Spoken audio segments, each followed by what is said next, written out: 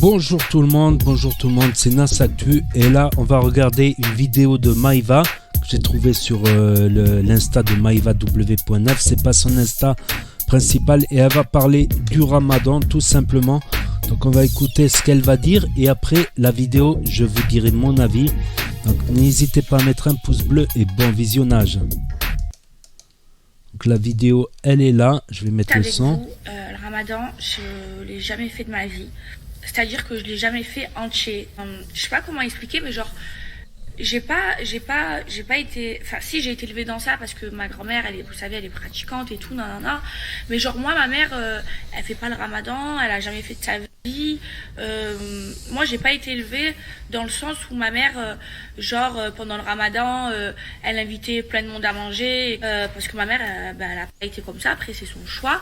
Mais par exemple, pendant le Ramadan, on allait manger tous les soirs chez ma grand-mère. C'est vrai qu'avec ma mère, j'ai pas été éduquée comme ça.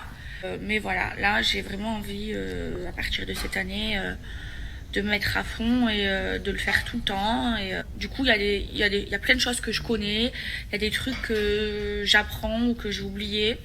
Donc voilà, Akram Humed. Mais voilà, je me mets à fond dans le Ramadan cette année. Moi, je vais être honnête avec vous, le Ramadan, je l'ai jamais fait de ma vie. Donc moi, il y a quelque chose qui me choque. C'est que Maïva Genam, comme ça. Après, je vous dirai quelques conseils pour ceux qui veulent essayer le Ramadan de leur côté. Je vais vous donner quelques conseils de mon côté parce que moi, je l'ai déjà réussi en entier. Parfois pas. Il y a des années, je l'ai réussi en entier, d'autres non. Donc, je vais revenir à Maïva Genam. Par exemple, son compte officiel, c'est ça, ouais. Donc, je trouve que c'est paradoxal de la part d'une fille. Voilà, ça c'est son compte officiel qui présente des photos publiques comme ça. Voilà, pratiquement elle peut se mettre à poil, c'est pareil. Voilà, avec des micro-maillots de bain, elle peut se mettre à poil, ça revient au même. Il n'y a pas grand chose pour que... Je trouve que c'est paradoxal, c'est carrément c'est l'opposé de l'islam, tu vois. Des photos comme ça, je pense que c'est mieux qu'elle se mette à poil carrément. Ça sera mieux.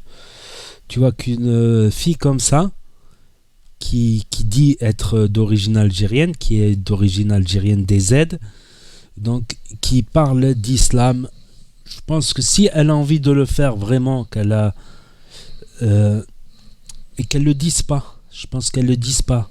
Il y en a plein qui vont aller l'insulter, tout ça. Moi, je suis pas de ce genre-là à aller insulter. Parce que la pratique et la croyance, ça se réglera entre elle et Rabbi. Voilà, nous n'avons pas on a la législation française aujourd'hui en France. Vu qu'elle est en France, on est en France. Donc il n'y a que Rabbi qui jugera sa croyance et sa pratique religieuse. Je pense que c'était pas judicieux d'en parler tout simplement. Pourquoi ? Parce que déjà,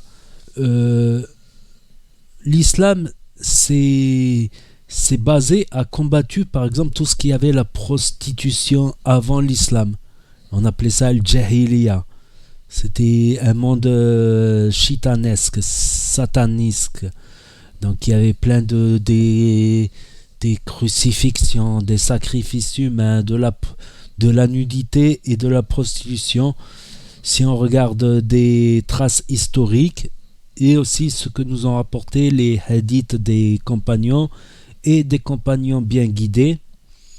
Donc le fait, c'est d'ailleurs le fait de porter un voile, de cacher un peu ses cheveux et sa beauté, c'était une façon de dire non à la prostitution, de dire oui à la famille. Donc avant aussi, la femme était qu'un objet, par exemple. Elle n'avait pas son mot à dire, elle n'avait aucun droit. Donc l'islam lui a donné ses premiers droits, le droit à parler aussi. Avant, ça se revendait, ça s'achetait. Tu pouvais même avoir une femme en héritage. Non, mais vous imaginez ça, avoir une femme en héritage. Et si elle perdait son mari, elle devait rester 1 an fermée dans une pièce. Un truc comme ça. Sans couper les ongles, sans couper les cheveux, ni rien du tout. Il y avait il y avait des trucs horribles, des gens qui enterraient leur fille vivante, ils voulaient pas de fille. Alors s'ils avaient une fille, ils l'enterraient vivante pour éviter d'avoir ces trucs-là. Donc oui, l'islam a donné le voile, a porté pour justement dire non à cette forme de... Pour dire non, c'est une façon de dire non, le voile, tout simplement.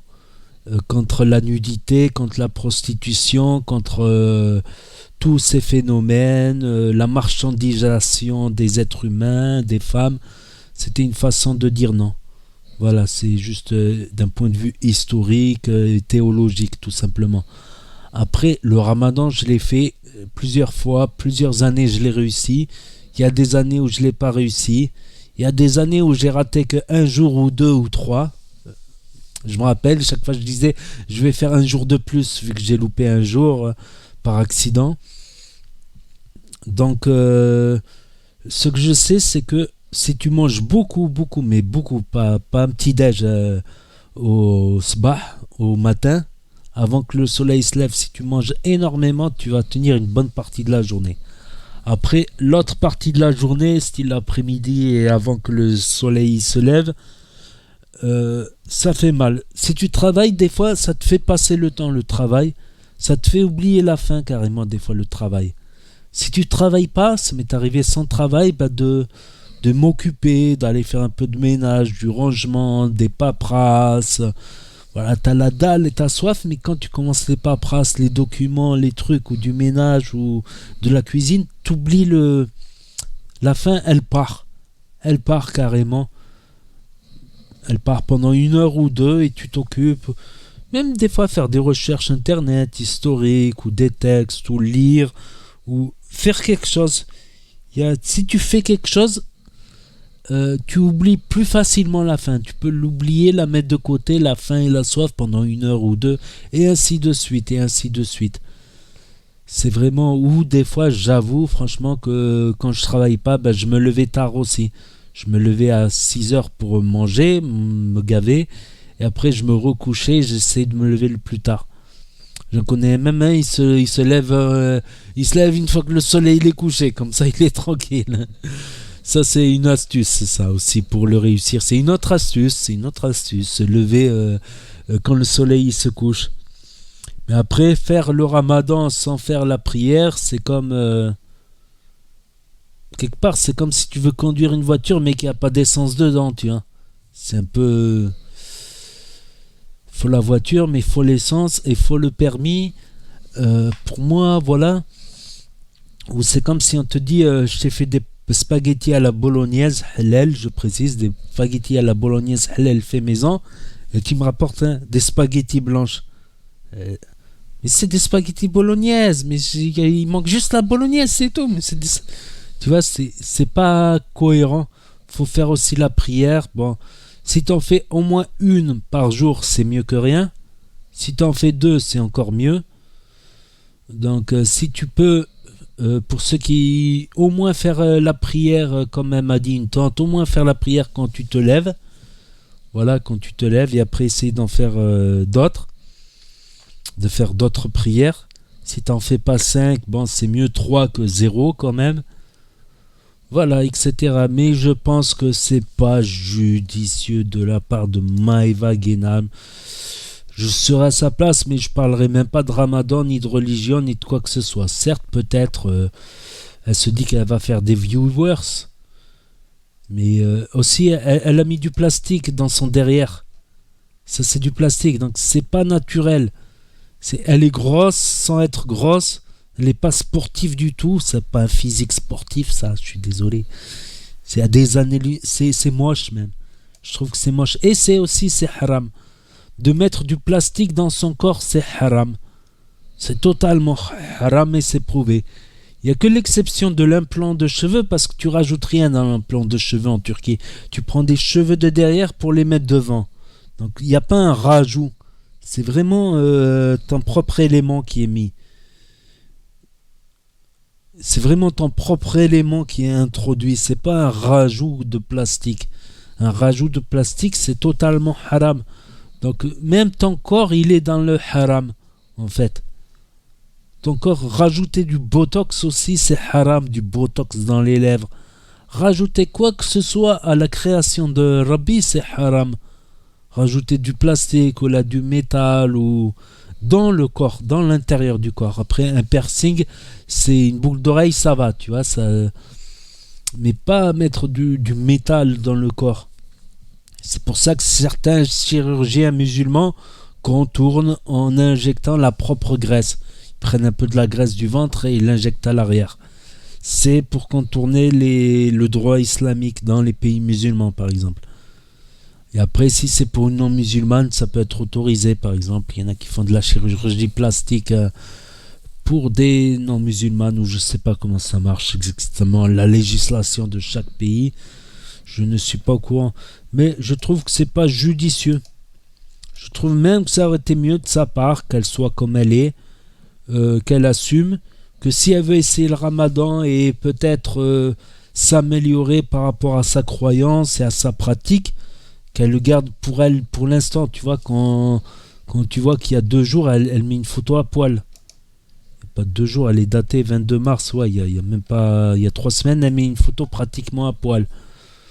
Donc non, faut laisser le temps. Si elle veut se mettre dans la religion, peut-être. Il y a seul le Rabbi qui décidera de pardonner ou de ne pas pardonner. Et d'avancer peut-être en gardant ça de son côté, et le jour où elle sera prête, voilà, où elle aura fait oublier un peu son passé, peut-être commencer à en parler, mais je trouve pas ça judicieux d'en parler aujourd'hui. Voilà, je trouve pas ça judicieux du tout, c'est mon avis.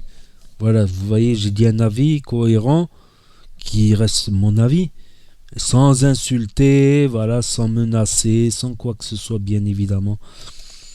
Bien évidemment, c'est pas en faisant du mal que tu vas aider les gens à s'améliorer. C'est pas en faisant du mal.